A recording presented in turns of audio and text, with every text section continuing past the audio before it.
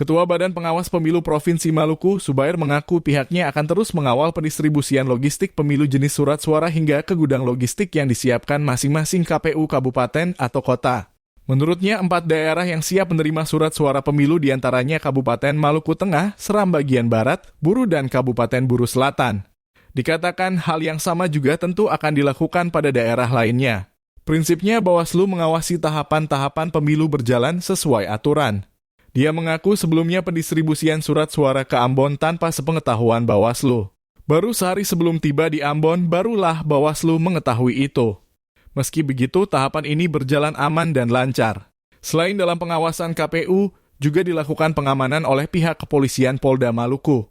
Tadi kendalanya yang disampaikan oleh Pak Ketua KPU, ini kan tibanya di pelabuhan Ambon ini itu hampir tanpa sepengetahuan kita, baik oleh KPU sebagai penyedia teknis, Bawaslu sebagai pengawas, bahkan kepolisian.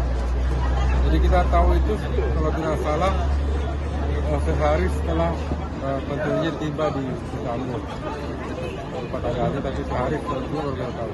Setelah itu kemudian kita lakukan pengawasan.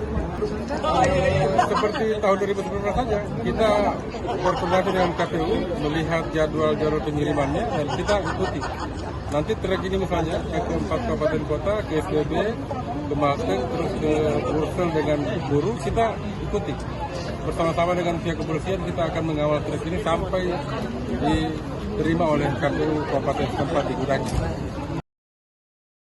Download Tribun X sekarang, menghadirkan lokal menjadi Indonesia.